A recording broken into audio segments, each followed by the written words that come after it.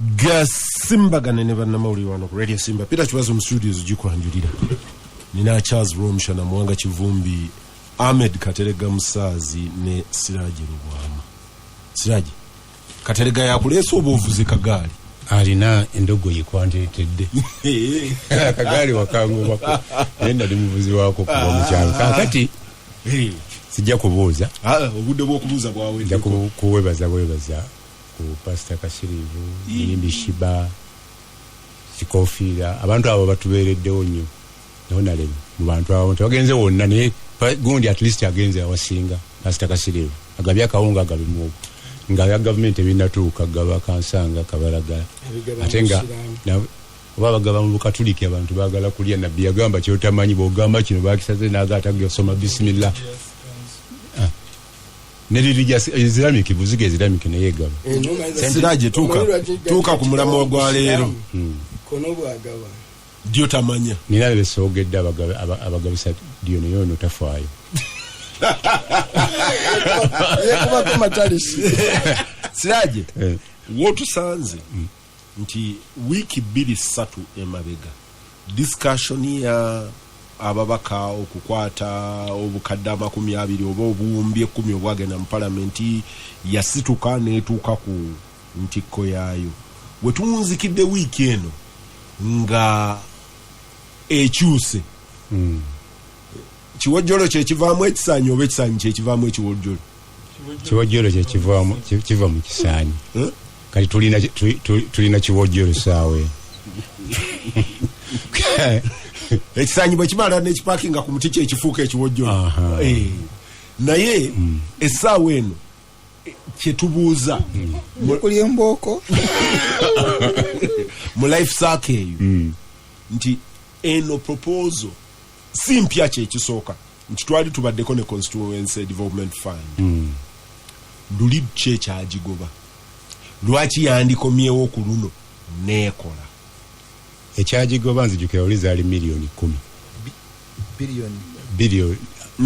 Miliyoni 10 buli constituency. Buli mwaka. Buli mwaka. Zaite zimalira ddala. Ekyokubiri accountability yazo teyali nnyangu. Naye ate zino eza COVID zo zirimu obusagwa bungi okusinga ziri. Kwa luli papasi leti wagendanga ku mmere. Wagendanga ku luzzi n'olugogola n'ogola kino n'okola kino n'ofuna accountability yo. This time round atafunye ku mmere ne banakuwa biliyoni 10 nga bwe ziri mu lugambo olusaasanyizibwa olwegaanibwa. Tojja kumalako na constituency nti abantu kati bali ku piiki. Wali wayogedde nti katugeze aba taxi osibye Kampala, tosibye Kampala yokka, osibye tawuni zonna. Walaba ekyatuuka yiganga Panado nga aparkinze emmere ku office ya RDC asibyewo. Abantu bagyegabira ne balwana, poliisi egenda okujja nga mulimu tenge. Kitegeeza tosobola kukola ki? Ate kakati nze ndowooza MP avudde mu kintu kino n'ateetekako ssente ezo zonna ze ziba zizze asinga kubajja kifiiramu. Ndi waliwo gye mmanyi LC yagambye abatakisi bange abo balwadde n'atuma omuntu abateekemu akakadde. Balinga 6 badde bafuna emmere naye nga bafuna ratio ntono nnyo. 6 ole yazifunye yatugezeeko emmere ya 15 n'azikola ki n'azirya. Kati nabano bwe bawaddeko ogumu ekitundu ne beesaanya. Kati abo toyinza bagamba nti bafunye emmere. Eventually nga mmere egabiddwa mu bitundu ebimu nga balondamu lockdown eri ekatinze across. Eofu muluka gwokka ekyalo ekyafunye ndowooza njuku ya Kasirivu batemye kilo 10 yatemyemu 5 n'ebijanjalo kilo 5 n'atema 2 kitundu bagaba bonna ne babuna at least zone eyo nga beero si bagamba nti obusiraamu buga nti ey'omu emala ababiri. Abo bali bamalawo bonna bamanya nti tukoze eki. Naye osobola okuyita ku muntu gw'olowooza nti ali mu kikomera nga muyala muzibuzi. So nze ndowooza issue eno evuddemu abiri. President alina kunnyonnyola n'ebitongole ebyazifunako bahonalebo bano gye bazigabira. Judiciary ng'esala omusango tekubuulira 7 oba enaaguza biliyoni gubaagiwa. Buli kitongole tekikubuulira oba kugamba nti RDC 55 zaafuna bajja muwanga 15 buli mwezi. Accountability agenda giraga waani. Ate era singa tiwaaliwo whistleblower abyogera tiwali yali ayogedde ku 55. Bagamba nti security efune biliyoni bwezi ziri equivalent ku lutalo tuliko. Kuba kati olutalo lw'okugamba nti tusoma busomi abatuwadde ng'abantu balaba gye bigenda. Ng'olinga akola embaga oba birthday. Olinda mbaga etuuke olyokobawe naye abantu bagamba nti kyofunye kyoba okola ki? Ogamba nti kino wano ekitundu nkimaze nzira mu kino naye abantu bajja kutuuka okuva mu mbeera senga banaatandika okuwuliranga gundi atuwadde bwezi n'otuuka n'okudda nti kati sikyayagala mmere mumpe emmotoka ozisibye tezitambula. Kakati omuntu afa enjala omugamba otya nti mpe emmere nti anoonya emmere makanika genda okolere wandege yange ova Gaba otambula otya sipeya w'omugula baggaddewo ogenda kanika zaani. Ministries ezitambula ezisinga zirina bamakanika baazo. Bw'otandika okugamba nti kati ab'ekikuubo abe kategori eno bwe baba baggulawo kati abalala bali obakuumiddewo ebbanga lyonna. Ne bw'obala otya Kampala emyezi gye tugendamu mu 2 emmere eganye okubuna wonna. President yagonzezzaamu ekirungi nti bannaddiini mugabire naddala abasiraamu bali mu kisiibo mubagabire emmirimu. Era agende mu maaso agambe bahonalebo abasobola mukwatagane ne LDU ne Police Security Organization viso mugabe mmere nga waliwo social distance. Siraje lindako I think wendi gwe siwoli natunuulidde omubaka wa parliament eyo yonna tutambudde tuvuddeyo olwaleero proposal eriwo egamba nti tuddeyo wali we twali mu Constituency Development Fund. This one is not a Constituency Development Fund. This is a COVID. Charles ndoza nawe leero railway wavuzeemu. Actually the concept yakuddayo mu Constituency Development Fund. Eno COVID fund is an interim measure. N'ekiwanvu kigenda wali we twavu. Nti constituency ebeerenga ne intervention yeno. Abantu babajjeko olujejeemo. But you get this money from a COVID fund. Anti kati nkugamba nti ekinene akugamba nti mu addressinga kati ne bwe munachi addressinga kati temujja kijjanjaba njagala ogende ku kinene nti obeerenga ne development fund nga tugiteeka mu sente ezirimu ensa. Abakikira abantu sibe abaka parliament bokka. Kitegeeza ne kansala akole fund ye. Kitegeeza ne kansala wa LCC ekole mumina constituency no electoral area because what's the difference bobo yagala ono mubaka wa parliament abere ne constituency fund ne kansala wa division abere no wo muluka abere mulimu ebimu ngaliale because I don't ona ina constituency nga ya region obanga ya youth oba ina constituency nga agenda kola development ki kati ono MP wa agenda kubagula mundu agenda kuzimba barracks isi chola the whole thing is a stupid idea tekijja chola nze nabuze engeri gyokirese. First of all chicho development oli makati kagasimagane ne bannamawulire.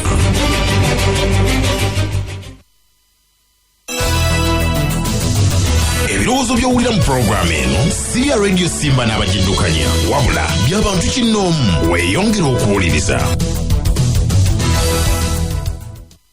Gasimbagane kati kyosanza nansonyi sikutegeera kiki onoonya ku developing a constituency oba onoonya idea gyaleese n'omutima district COVID fund constituency COVID constituency fund because already there is kankule che imagine nga mu Uganda baba bakabagala kuyamba abantu concept twagina simani parliament mbibyo nitukivaako try to government obwetaavu obwokuyamba ku relief mu COVID tebuli mu Kampala na Wakiso. Yes eno effort ekolebwe country wide bana Uganda bonna baba we emere abetaaga ki emere. where are you? No andi ababaka beteeka ku bino nti balina ebisimanya covid task force resolution yasooka ya parliament yali egamba nti obwetaavu ne speaker yaga tetujja kuyisa supplementary nga temutubuulidde ab'ejjinja abaawa mugenda bawaki kyova olaba 10 billion zaali mbi nnyo bwe zaayingirawo ebyo byonna nga tebagala kuddayo kubiwuliriza kakati kyova olaba bagamba olwaleero nti abantu batuli bubi ne ekiteeso twatukiresi nga temunayisa zino gavumenti etuwa assurance ti abatakisi bewange ebutambala ab'ekibibi ab'ejjinja ab'eyiganga ababoda abasaluuni bewazizzeeka bo balya mayinja abewakiso ne balya muceere senga palamenti yagenda mu debate eyo naye obuzibu obwabirira be babagamba nti mutumulinamu gomesi yammwe that's where the problem came. Gomesi yasenga mweri eyekubegabira bye balese tetwagala kumanya kyekibi kya sente eziyita mu corruption mu bribe nti ejja ekusiga ekifu n'ogenda ku biki ku birala. So MPs they don't need money. Twetaaga genda tugambe nti abantu beetaaga buyambi district weri egendeewo abantu obuyambi tuyise budget tugibawo. Mr. Kibazo esaawa eno Constitutional Development Fund tekola ne COVID tekola kubanga tulina ebintu nga tebifaanagana. Enzige bwe zajja tezazinda Uganda yonna zazeetaaga specific solution. Amataba agaze Kasese gagala specific solution. Naye twalinako wano obuzibu bw'abayeekera mu 83 Eruwero ne Mubende amasanyazi bangambye gakomyewo obote okutereeza embeera ya relief fund tiyakozesa bajaasi yadde ba MPs yaleeta Red Cross naleeta NGO ezimanyi relief solutions. Of course kati ne wano ne bwezereeta bano bataddewo kalanti nti diso gye bituukira alina kubitwala eyo ne bagamba nti tukole ki talina nti era baagaba emmere mu wiiki emu eyo kati Greater Luweero ne Mubende Red Cross yalina abantu baayo ng'eyina obukugu obw'enjawulo yes ng'eyina abasajja n'abakyala abaali mu tracing department nga bo mulimu gwabwe kugenda mu field ne bagamba nti tutracinga abantu tutracinga need ne bamappinga field ne bakomawo ng'abo tebalina bukugu mu kugaba ne bakomawo ne baddiza relief neemanya nti mu area eno neetaaga buto mweno nyetaaga bamuyitaga bata oil mweno neetaaga mata relief neegenda needelivaringa. Kati wano ina DC yakola tracing yakola mapping yawa relief n'abamaje. Kakati bw'ova ku ekyo tunuulira focus ya president eri ku Wakiso ne Kampala akugamba nti nabagwako bugwi ku ssaawa 3 ne bagenda teri kutambula mugenda kwonoona abantu bange ab'omukyalo. Kati balese muno nga si bantu be bagamba nti waakiri tuweeyo ennaku 2 buli omu bamukebere pressure bagende constituency gyagira babakebere baddeyo mu kyalo ojja kusanga tojja kwetaaga bwetaavu bwa kugaba mmere. Naye tulina kukkiriza nti emmere eno gyegenda mu maaso kuba kati eno eringa phase 1 gye twamazeeko tuli ku phase 2 na Wida Amelia ng'agamba nti successfully twamazeeko phase 1 yetu ne 3 ejja. Kitegeeza buno busitiika obutambuza abantu abalondemu bw'otunuulira ku expired date bwa June tentatively bw'ogattako ekya minister wa education okugaba reading materials eyo taamu ekola ki omanya nti eyo nfu. So bwe tuba nga tukyali mu karantini phases abantu abamu babawe amnesty eriemu either kubawa lukusa nakusa tuli muntu adde gyayagala okubeera asigalawo agumire ebinakola ki ebyokubiri. Ekyokubiri mukulu omushana yogedde ku kulonda ye president yasembayo okujja olutali luno olusembyeyo ne byaluhanga ne gundi ne chairman wa election commission yagamba okulonda kujja kubawo nga scheduled. Ne bamugamba nti kakati mugenda campaign tugenda ku radio ne TV ndi ate okulonda kuno okwenyiriri tujja kuleetanga batano social distance tubawe boyongereyo batambule gasimba kitegeeza ekintu kimu Katalega tugakuba tugassa ebintu bibiri nti kisobola netondera abatuuliza tukereyemu twadde tulina okugenda okufefetta mu Uganda waffe Siraaji ono tubadde mulimu ogukozi naye katono nnyo kukyayogeddeko ekyemmere omanyi nasoma kali akatabaani mu faamu sebo leero omanyi onjerega nnyo nti nsoma bwa wano ndooza yadde baakavuunula naye kakubwa jjojjo tewasoma maka g'abawansolo naye bwombi nabusoma kaakati olumu baliraanwa bajja bana mukama waabwe Napoli naga emmere eri wano efa tulo statement eyali ekolerwa abagenyi kakati bawanso ne bagamba kali mazima emmere gye bagamba efuutulu singa bagituwa ne tugirya ne kakati naffe ewaffe ennaku ndowooza 2 emabega aba Interreligious Council ne Minisita Musa Echeru mu zooni yange mwe balonkingidde okugaba emmere ku kanisa ya St. Pius ne bagabakawo ku St. Pius nawo ku stage ne bagendako ne kagaba kayita kaliddubi ne babulawo kakati bannaddiini banna abantu mwate babayinamu nnyo obwesige waliwo ebitundu bwentwala kiri kyobadde ogamba abafunye balubatu nnyo nnyo just yawo bwewa kakati no ate ne bakola statement nti awo bannaddiini eyo yo babalekerewo ekitegeeza abalala tebagiraki tebagendayo bwentwala kino kibazo ne Siraaji byabadde bagamba Red Cross yasookanga nekola okunoonyereza ne Siramu areas ezimanyiddwa ez'abanaku abayinike baziyita Kosovo ziri ku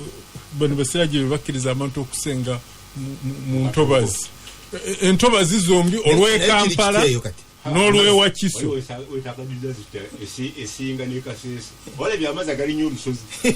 eyo yonna tebagize eki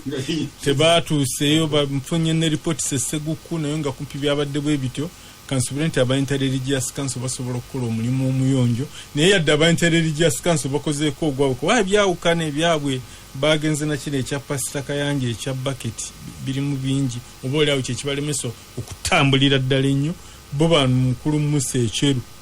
tubasuubira okuba nga batambula nnyo nasanga juzi Minisita Ombeezi ow'ebyamawulire ekibuye awo nga ab'ekibuye 1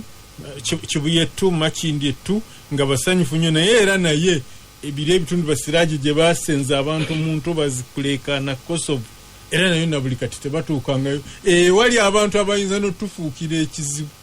naye kansubire nti balina ekitongole ekya research ekisooka okubafunira ebintu ng'ebyo basobole okukola omulimu omwenjo waliwo wesikkaanya n'ababaka ba palamenti bano ba Honorable Muwanga era nadde ndaba newaffe gyenzaalwa okugaba emmere nsiima bonna abaagabye bya Shatsi Banifa n'abalala naye mukyalo temujja kunyiigira nnyo mukyalo twerimira emmere era buno obuwunga bwe baatuwadde bwe nalabye bagaba ndowooza nnyongereza amatooke ennaku zino gafa tulo galayisi nnyo gengera muwogo tumulina lumonde tumulina ndowooza ekizibu ky'omukyalo ng'ogyeko ebibuga nga municipalities ekizibu ky'omukyalo ndowooza si mmere ekizibu ky'omukyalo ndowooza kintu kirala okugyako ng'abantu badde bagayaavu kuba ndowooza enkuba etonnyedde emyaka 2 tewali na byekwaso byaki na byekwaso byakyeya and I think fairly abantu bayina emmere emmere eri fresh gyeri ennaku ezo natambula ngenda kuwa ekyokulabira ku siri muguzi w'amatooke naye eriyo gye nalindaga nga ngenda kugulira omuntu ettooke bwe nagenda ku stage we nagula emmere olinaga nti amatooke nembabuuza ga ssente mmeka kati oli naŋŋamba nti wano omutwalo gumu kitundu nengumuwa nga nsuubira agenda kumpa ettooke limu ery'omutwalo gumu ekitundu bwe naggulawo emmotoka yaleeta amatooke ag'ekigero 2 ku mutwalo gumu kitundu era mu kugenda nenga abantu baffe bayinza okuba baavu naye emmere gyeri ate last week nali wano nga mbagamba mukwano gwange alyeko ebisobi amatooke asuula n'okugasuula kubanga talina bwe bagatransporti sandi yogedde wano naye nze mukyalo na identifying abavuzi ba taxi ababoda abakola mu butale bw'omubuulo abakola mu saloni nenjogera nabo nebanga ffe ekizibu kyaffe si kawunga bw'oba olina sente ez'akawunga ffe zitu convertinga ozituwe era nga buli omu muwa omutwalo gumu okay naye nga bw'ogumuwa ogumu agenda ali n'agula omuti gwa sabbuuni waliwo omulala naŋŋamba nga nze kugula kimukene ekinene mukene omutegedde n'agula mukene nagamba otwala mukene n'obuto abaana wiiki bbiri bajja kuba balina kyebakola kyebalya omulala n'agenda n'agula ekisaaganda kyenkejja alina abaana abato n'agenda nakyewaka bino birina nutrients nene kati bino era twabyogako wano lumu tugaa nti bano abaagaba bano emmere balowooza nti tibali scientific naye ekizibu kyalina ate be bamuwakanya so babawa akawunga babawa ebijanjaalo nga temuyana kye mubufundisa lwaki muwakanya omukulembeze aba statesman aba jjajja taata w'eggwanga tabaamu na baana na byana sisuubira nti mu kiseera kino ekintu okirabira mu ngeri eyo yadde nga abamu balina bapuwa lobisi feewo ffe tulina omubaka wa paalamenti newuunya kati lwaki bino byetwogera bekyo ne babeerawo ne mufuti mu bajje noono ye reverand Kitaakule nga sirabawo babaka ba paalamenti ab'ekitundu ngate kyebalonkinga kiri national okay ebyo babyabwe naye bwe tudda ku kiri bwe tudda omubaka oba ne intelligence byakagwa omubaka talina kufuuka kyereeta bwe tudda ku kiri ekya constituency development fund nze ndowooza tekiba kibi ate bwe tukoppa bannaffe Kenya bo bakikola bulungi nnyo kiina akakiiko nga kali representative nga katuulako n'abakugu in fact ne mu paalamenti ya 885 bayinawo something like that at least aba UPC ndowooza singa twagenda tukikuza obulungi ne ba-identifying ebyetaagisiza ddala ne baba nga ensawo y'omubaka ebyo byekolerako ddala ndowooza Kenya kibanguyira kubanga era constituency somewhere eringa local government ebyo bifaananamu nga bwe twali mu NRC nga esaza county administrative unit stroke constituency waliwo endowooza gye baali batunda naye olumu bisigala biri academic nga tebisobola kusibwa mu nkola kubanga abanaabissa mu nkola baba tebasobola bisaamu ate nga omulembe gwa general okuva ebbombo najja n'akola dikuri kino kibe kiti bwaggwawo ensebo mu Public Finance Management Act ne mu constitution bano gye bakola bateekamu formula kwetugabira revenue eno gye tucollectinga mu decentralization ne bagamba nti percentage egenda mu district ku sente zicollectingibwa ebeere bweti ennaku zino ne twadoptinga protocols nyingi Maputo biki ezigamba nti bemba ensi yonna eteeke sente bweziti mu byobulamu eteeke sente bweziti mu byobulimi eteeke sente bweziti mu mazzi kakati ababaka ba parliament be balwana kweshualinga nti ezo provisions ziri enforced betaaga ebyo awo gonsinga okumanya yesiga nti tuyina mbadde nkyakuinforminga nti already nja kuwa example sub county ne ukimagine sub county egombolola ntuna mu budget zaazo milioni 5 sub county milioni meka 5 nga kwekuli omusaala kwekuli abakozi bagenda okufisaawo development nga zero ne council batulaba nga tebalina so member parliament tulwane tuongeze sente zigenda mu bitundu ebyo basobole okukola amakubo basobole okukola amazzi basobole okukola biki ebyobulimi ebyobulamu zino zonna protocol tuzisayinize naye ebyo tubivuddeko tugenda kuwanuuza nti omubaka wa parliament bazimpe nzeetuukire really tu gwe supervisor wa sente za government ezigenze mu byalo kati gwe zizaani agenda ozisupervisinga gwe zoyagala otwale babagamba ekyo ba president ababuuza nti mufuka ddi ba purchase officer because buli omu alina emirimu emitongole nze so mbadde njaga kuyamba eggwanga lino tuliyambidde ddala tuzeeyo formula weeri gabanya sente zo actually obuzibu bwa Uganda kambabuli tula mu budget trillion meka tezigala kuba na mutano mu local government waliko zonna zino omuntu omu president yasalawo onatwale abagala kuyamba gino tudda ku chabet kamya China tukao to share percentage ya sente zino zetu collectinga muntu umu ne bobone wera trillion meka tukaka senti ne kyalo kyange kinako otherwise bino betwinako tu dear president chova katalwana tentumwe nayo nesigale wange that is a struggle enoyo nayo namwe parliament temba kokase so nze ndowooza saga kudisagringa nawe nenze ndowooza ekkubo lya constituency development fund li entrenching corruption era ligenda kuonoona ababaka bibatwala to be part of a corrupt system tinamwe mufuke corrupt namwe mujja kwa temina accountability namwe nga temusobola kubuuza kati onogenda otya ku district mu local government accounts committee obabuuza accountability nga naawe olina okuwa eyiyo muwanga kibundi iso initially wawanise noga kati nno katayogera kweriwo wawanise ngogamba waliwo ekibi society yakiyingira therefore you know gonera society eri mu kibi esobola okunona uliriza tofuka nga society bweri nga bweri now olibwo omuwe ensimbi z'oluguudo billion 5 zimba oluguudo tazimba lwa billion 5 azimba lwa billion 2 sato nazibba eno constituency development fund now akwa chance now liya it is not to develop the constituency it is for you to eat ye whole concept abaku trading either vera mwecho obava yo kirwanyise yes on the same page mwate information Katerega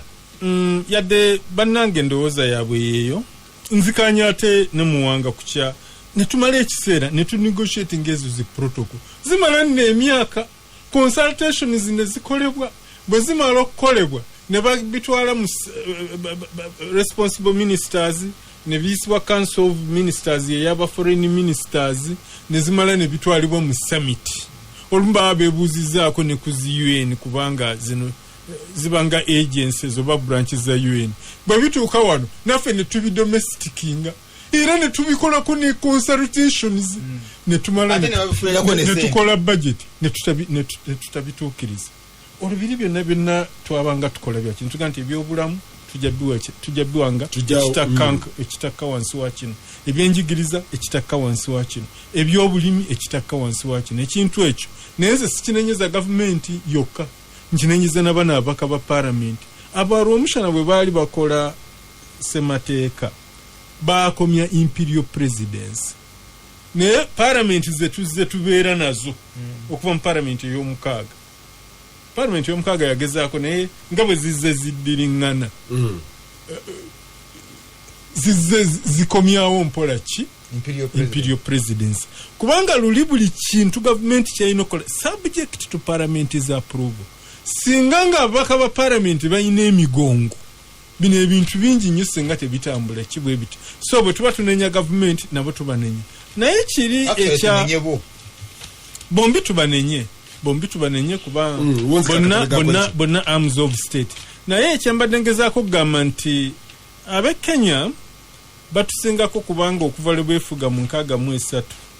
tebabangako nga tebalina parliament so bawanvuko basinga n'ab'e Tanzania kubanga ab'e Zanzibar bakatandika okuba ne parliament basinga kuba na revolutionary command council ndowooza okutuusa mu 77 so bwe baba nga ab'e Kenya balina constituency development fund tugistudy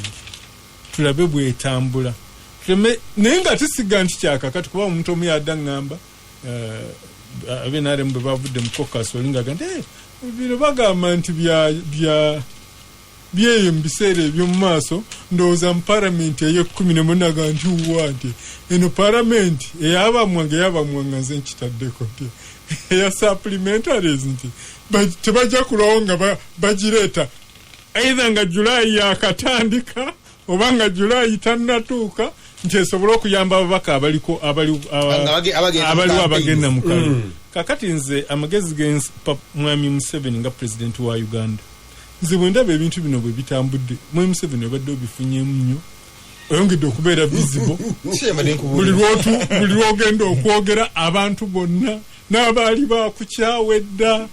waakiri bakugira ki bakuwuliriza ate okutwalira babadde bagondera byobagira ki byobagamba kati ate gwe nawe bwonedda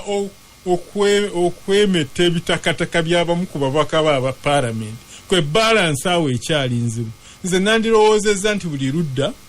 era mwe muli kwabadde baŋŋamba manyi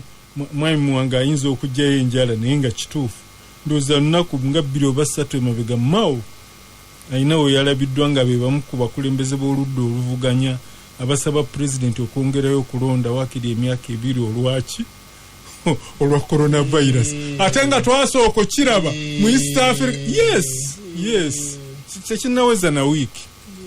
twasooka okukiraba mu East Africa Legislative Assembly era ababaka betulabanga ab'opposition bambidde nga be basinga okukulembeza okwongezaayo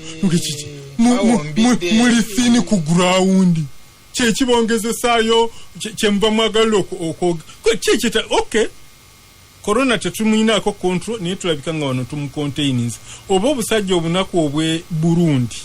bukyalemedde corona ndowooza kwa mumeeyimwe magufu bunaku ku leve yaffe bunaku abe Tanzania Magufuli yagamba kabe Rubale kabe Katonda okulonda kwa kubeerayo mu Oktoba omwaka guno Magufuli alina ebizibu by'ebirala abe Kenya balonda ku nkomerero y'omwaka ogujja sirowooza nti naffe tusobola okulema okulonda okubeera ku shed era nti twetaaga okwongezaayo nti oba twetaaga okulangirira state of emergency sirowooza nti ebyo byetagisa kyemmala nakyo sebo and we having abalina okwanga balonda kati roadmap electoral commission twandibadde twagenze mu special interest groups zatandise so okulonda tekuliiwo already waliwo abalina okubanga balondeddwa naye tebalondeddwa no ate Rumushana mwe mwakola semateeka Rumushana mwe mwakola semateeka mwalaga nti okulonda kujja kubangayo nga ng'ekisanja kikyabulayo teri office yaweddeko kisanja so obudde bukyaliwo tuleme kuteeka bantu mu panic nakyo obudde weebuli naye kyembadde njagala okumala nakyo nti mwabakola semateeka ne mwawula arms of state buli siga likwate bulungi olubimbi lwayo semateeka kuba bebongezaayo okulonda President Museveni ajja kusigala si president. The implication. No. The term of the president. No. Never state of emergency. The term of a president expires after 5 years. Bayongeza kusinga kadaga ajja kuba president. Nze kyandowooza benabaddanzija wano saatumusemateeka naye muwangayinza okubanga mutuufu tewali kiwarantinga state of emergency tewali kiwarantinga okulonda eyo article eri entrenched olina genda mwanga kikumi kulwaki omulabula zoteeka mu referendum nebyokola byonna mu referendum kulwaki obalabula oli makati gagasimbaganye ne bannamawulire gasimbagane ne bannamawulire wano ku Radio Simba Peter Kibazo mu studios ojikwanjulire Ahmed Katerega Musazi Siraje Rubwama Muwanga Kivumbi ne Charles Rumushana mwemchozo kembadde ensembyayo kali nti bwe twali tuva mu nkola ya movement nga tugenda mu bibiina watandikawo ekitaafuuka kalombolombo n'ekyo ndowooza nti singa tukifuula akalombolombo tekyandibadde kibi watandikawo okusinkana kwa pulezidenti sipiika ne saabalamuzi mu transition eyo baasinkana era ndowooza kyetwava tugiyitamu ki obulungi eddwaliwo abaakivumirira tikyali tekisaana ate bw'oba ojjukira mu odoki draft abo bajjamu chapter number ya National Council of State. National Council of State abaali bagikoppe Ghana ne Namibia ndowooza ne Nigeria Ghana ne Namibia kyebaali bagyagalamu nti bamufuna obuzibu president ne parliament oba kali oba parliament ne sigeddamuzi mubaawo n'akakiiko kali akatono mwenna gye muba represented nga president atuulayo speaker chief justice army commander inspector general police commissioner general prisons zijukira kalinga bwe kati nemwe sortingireyo nemutatandika kwanika buzina bwammwe kati obuzina bwa parliament obuzina bwa executive judicial gye tukyakwatibwa ensonyi yadde naye ffenna abantu babulijjo tugiinako ebizibu bingi naye gye tutannayanika ndowooza tulowooze ku kyokuzaawo National Council of State okuva lwe twagala nti tetusobola Senate era be bano abaveni ampuliriza gasimbagane ne bannamawulire nina eddakiika ntono nnyo ezisigadde naye Katere Gasiraaje ngenda kuyisaawo omuzindaalo komenti ntono nnyo ku reorganization. Omanyi bwe abantu abava mu mambuka ga Uganda bwe baali mu camp emu ku ndowooza zendowooza nti abantu baamisinga omulundi ogwo yali egamba nti camps ezo zibeere converted into ebibuga ebijjudde bazimbe ekibuga nga bw'olaba Amini ndoza Amini ye yamaliriza Bugoloobi bazimbe high rising building ozimbe municipality ekibuga ekiwedde nga kiina amazzi kiina amasannyalaze kiina buli kimu ba taking advantage eri abantu gye bavudde bopeninga up ettaka lifuuke lya byakulima. Nzijukira okusinkana Mukulu Kintu Musoke endowooza eyonga ekutta akati twava mu lukiiko olumu nankwata ku mukono nga tufuluma bwe tuba tufuluma nankwata ku mukono nendowooza nti Mukulu Kintu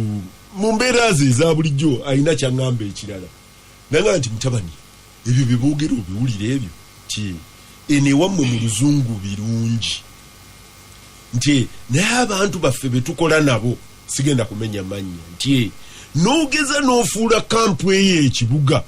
ti liri ettaka lyolesa eri nti liri bali abantu tebagenda kusangako yadde ekitiiyo era mu mboozi y'okuseka nga tugamba ettaka yadde ekitiiyo ti yangana tebagenda kusangako yadde ekitiiyo nti era nze wano sikomawo n'atambula n'agenda ndoza ne gavumenti teyakyadoptinga but of course oluvannyuma lwe namusanga ne mugamba nti naye owaayi ne bwe batagenda mu kampu era ettaka baalibba kubanga ddyo balibbye ery'omu mambuka ga Uganda largely bannabyabufuzi ba technocrats across board balibbye naye wali kyali kyakubeera institutionalized kati tukomawo e Kampala covid omulundi ogwasookera ddala bagamba tugaddewo akatale Kaleerwe nze muno mu Kampala mpita mmanyi ne honorable Muwanga waayitawo olwakagala bepa bakola oluguudo ne baluma abakola northern bypass tractor neekaaba kati baŋŋambye Kasubi wiiki eno oba wiiki ejja bagenda muggala ono Kasubi ali ku luguudo nti akatale kaawedde bagenda kaggala abantu oba baagala babo oba tebaagala bambuke. It may have advantages of reorganization naye kati ate baagasseko boda ne taxi government teyagala consultation eyagala ku rolling out comment ntono nyawo yobalesebu okozesa advantage eno si kibi nange ndowooza oba nava wano si kibi in principle nava wano nentuuka ku nensanga nga bali mukola kwiniziwe era ndowooza n'okumumala bamugize eki n'okumumala bamumaze wenneewunyiza we okupaaka ate nalabye KCCA obusuuluulu nali ndowooza nti bwe baba abokukola paaka balina okuleeta serious rehabilitation kubanga ne bwe banaaba bagagga abaafuna political park nabo katama kakali waakiri basi ne taxi ne bwe ziba si paaka naye nga zirinamu zi stage bakeetaaga kubanga omusaabaze wayina okujja n'alyoka agenda mu dduuka erinaaba mu akeedi oba muki asobole okubaako kyagula so oba oli awo ekyo tekyandibadde kibi. Obuzibu bwange bwokka bwe nnina in fact naawe bwebubwo bwe bwa consultation sula ebintu bino ebya pioneerize bus siga ebintu ebyo baabikwasa abaawutoda ne ubowa ndese ebitongole kuba twali tubimanyi buli muntu abitegeera nga baba involvinga osanga project eyo yandibadde successful. Kati mpulira nti nenejja era utoda na biri ebirala ebyo tebaba involvinze awe wayinza okuba obuzibu ogalawo taxi ozijjamu abataxi oba accommodates ogenda bawe emirimu bbaasi oba nedda obasindikiriza bakube bantu butayimbwa nawagira nali pagidde ekintu kya Jennifer nti business district eneme kubeera mu stage za border naye nga zirondamu ekkubo nga border ejja Kateregga Ekibuye nemutuusa Kangezi oba Nakasero ate nezijjawo Siraaje nemutwala naye nga sigamba nti eryawo eyinawo stage ne bamulwanyisa nekitatambula naye kyenali ndowooza nti kyali kisobola okukola obulungi nzowooza ekyetaagisa singa ba stakeholder babeeramu ne baba involvinga kisobola okutambula obulungi naye gwoleese ebyettaka ewaffe Sembabule ndaba Buganda Land Board batunka ne District Land Administration nze ni principle saawagera kuddira mbuga za masaza n'amagombolola kuziwaayo nga tetunnazaawo gavumenti ya Buganda kuba gavumenti ya Buganda yeyabanga nannyini mbuga za masaza n'amagombolola kigatowanga nga ne gavumenti eya wakati bwezizzaayo teyalowooza nti ate Mmengo erigobaganya districts kuba yalowooza nti districts batabani baayo nze ndowooza Mmengo naye erina okwetereza endagaano y'olwenda bwe yali erekawo official mile estates zaali za byabuwanga nga zakusamirirako kuzinirako balongo nakwabizaako nnyimbe oba zaali za local institutions then namwe ab'Essembabule ate oba mukama wammwe embuga yazizzaayo mutule n'aba Buganda Land Board muteese okusinga okusika omugwa. Ekisooka karantini ino ogenza gigeraageranya n'abali mu batadde mu kampu nti obakuumira wamu tebavaawo tebakola ki naye olina gyobajja gye baalinga ki ng'abatuuze kyekintu ekiremesezza abantu b'Embaale amataba ne gajja omwaka ogujja n'ogujja nga babaga muveewo gye babatwala tewaliyo gye balimira wano wasava kyekintu ekyagudde ku beekasese baamugamba omukulu akuleddwa nti amataba gajja weeseetuleko naga nti eno tegajja kutuuka galute n'eggwanika ly'emirambo ne ambulance kaakati ewaffe mama Mabira yajja okwasesi ngajja atunula ku mbalama yajja eggaba n'alaba nagala te wano kiri waasi amazzi gali gamazeeyo bakola ki wano okuvaayo konza eri gyolaba wasooka baavaayo ndowooza olaba tekuli mabaati tekuli mayumba naye abasigadde eno tebalina we balaga kisooka temubawanga mmere ekyokubiri temulina we mubatwala bafunire webatwala naye ekigendeerwa senga gavaayo ne wakala jukira nnema ebadde ebagobaganya ate n'ennema yaliko kwolwo mama Mabira lwajja nagaaka tugende tulabe mama Mabira baali babajjayo tugenda okuzuula nga abantu babiri okuvaawo kuwota paka eri kwoto spa wawanvu waliwo ebyapa nnema weegamba tewateeka kuba bantu ebyapa byabakyala babiri banene mu ggwanga kakati nga bagamba bagenda kwerawo factory y'engatto kati abantu kibatunuulira nti kakati mu covid ono olaba emisango egizze mwami Kateregga kyatakumaliddeeyo nti ono bwe yagenze okumenya yavudde eno ng'alangiridde agenze kumenya yasanzeeyo ab'ennyindi empanvu bakaawo ba RDC niyewuunya nagati ate bano bakola ki animal farm gyaddako nti tosobola kuzimba ebibuga ng'obibeesinga ku kampu bazimba ebibuga olwa criteria nnyingi n'ogamba nti Fort Portal erina emitwalo 6 tugiwe ekibuga erina abalambuzi Namugongo kiro girekeraani erina abantu 7 abasinga obungi titewaliwo ya district ntugoberera kino waba tugenda lwa byabufuzi ewone masajja mitwalo 10 bali awo owootya ekibuga eri mitwalo 6 kitegeeza tewaliwo criteria nga Obote gye yakozesa nti constituencies tuzitemyemu abantu webati kyenkanyi tetugenda senga kibadde bwekiti abantu bandibadde tebakayana Masaka bafunyeeko ne baga nti nawaliwo obutundutundu ogwasigadde nagwe mu gutemi kati bano abatatemwangako mukulu Mwanga ayinza okuba nga takijjukira naye mukulu Sseggona bwe yeemulugunya nti Ntebe n'Owakiso birina kutandikira wamu kye bakkaanya minisita n'asuubiza nti ate given time bajja kukirivisitinga awo ndowooza tuyinza okuddamu okugabanya Wakiso ne Namugongo City nejja district zino zibajja baloolinga eziri ku board ensinga waddukayo wa refugees ne bakola ki ne bava e Congo ne bava e Rwanda tebaddangayo kati abagenda kubawa bannayuganda district kati nze kyogambye ekya Northern Uganda abantu abali mu kampu okolayo otya development kanti summarizing bwentyo twabeerako n'olukiiko ku quality cuts nga tulina ba MPs abava mu Northern Uganda ne local leaders naliwo n'omukulu Kayanja Major General myself kati nze gwe baalonda nkiikire gavumenti Professor Ogenga Latigo abakulembeze mu Northern Uganda ne bamulonda abakiikire, then civil society ne tuproposinga Baguma Richard mkwano gwange and nituandika concept paper on peace and recovery development engeri gyokora production paper bwe yali ekyatambula to development happen atinjira kunyera kusamalizinga olwobudde one mukulu sale yankubira nga jipikize mu interest na mpono musajja ya family general Oketa ekyo kancherekera awo owokubiri minister Kech yali minister wa security na mpita nze ndowooza agenda kuwagira kiba waabwe nengera ne Baguma kati yate amanya wo Baguma wazi natandikirawo okuyomba naga eno dire neja etandike ekyanga sirimu kati nga lutalo omanya omuntu owagala kujjamu amaaso kati ne yekanga Baguma naye ono ateguolese yani nga ono kibazo nga taba wa mawulire ogenda okutuzuula nga tava munda kati wenjogerera ne kibamu PRDP ndo jimanyi Peace and Recovery Development Program idea ne bagita kati woli yes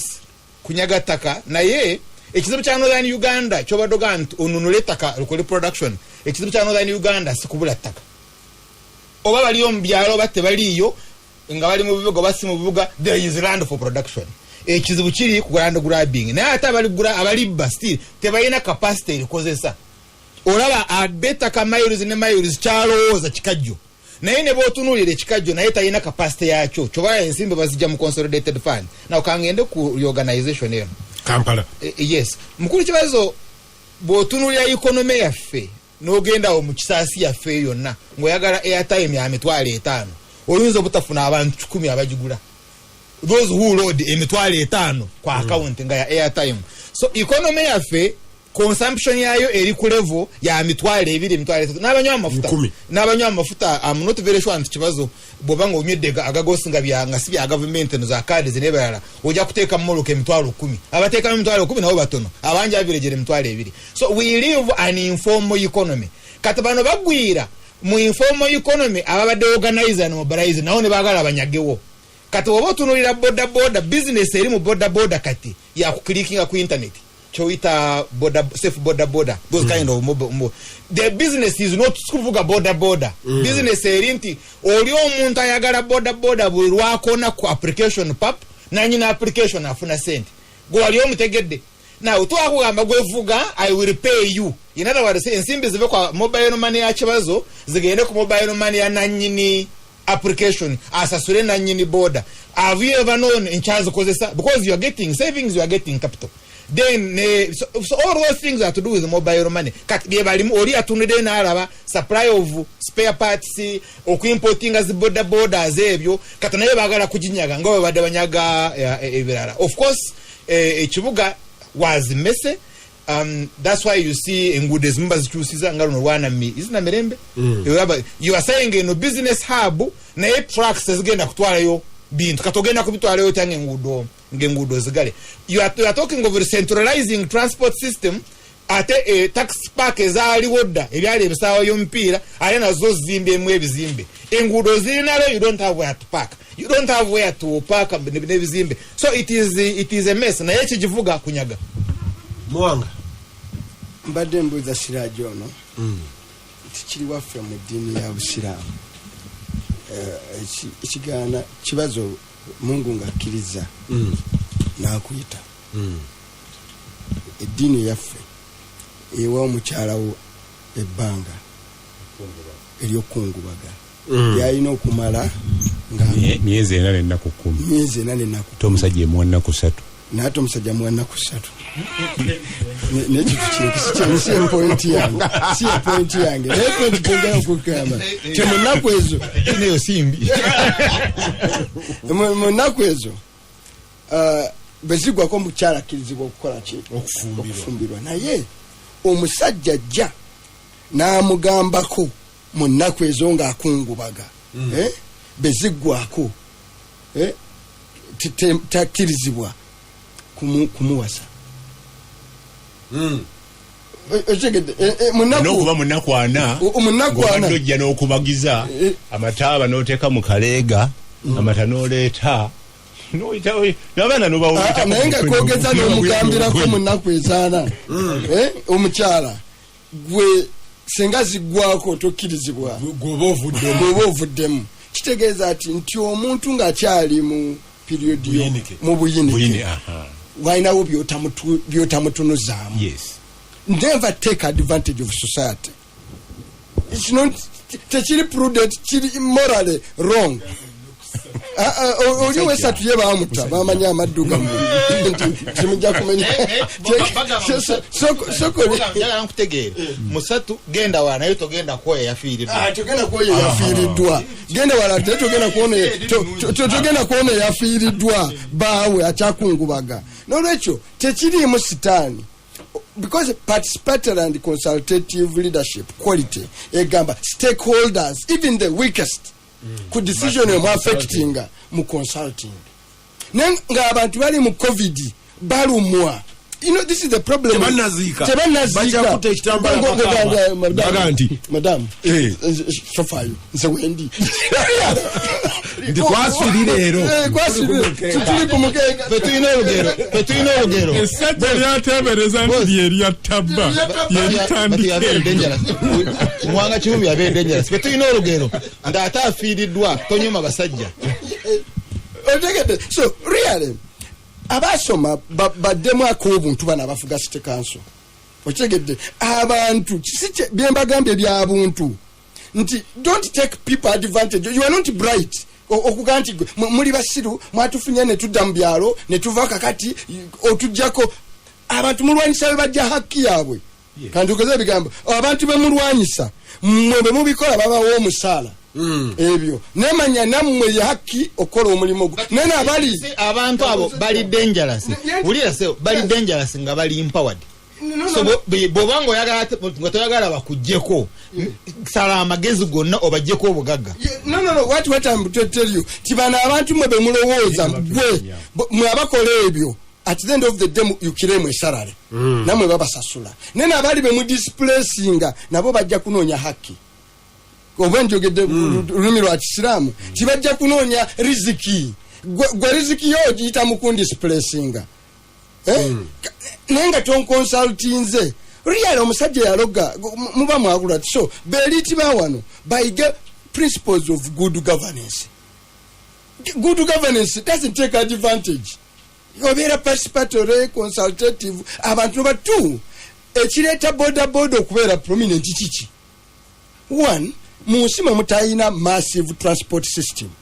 nga esinga transport system no not even a bus. Tell society li modern running a bus nebiro bye mugenda mu njawulo. And two, you are poor people. How can the poor people move 14? Those are very rich people. Abantu baavu 19 mutudde mu motoka mu engine. So that's how can you have a system nebono tuza abantu nsanvu mu bus? Okay, what economy are you running? Some of these fellows baba somerawa which economy are you running? Bapuaro baba abantu nsanvu batudde ku engine batambula consuming amafuta same engine ngojene hansi gogende ebweru training eyika no kanti oba bantu bava mu mupira kibuga kiramba. So the moment twakwata ring road eno na kalero jola baita kalerwe twali bakola yo lerwe ne tutabikola. So ebyo byaleta northern bypass kuvugira ko bugali northern bypass mwakoze express highway yabagagga. Oya badde simbaganire banna mawulire.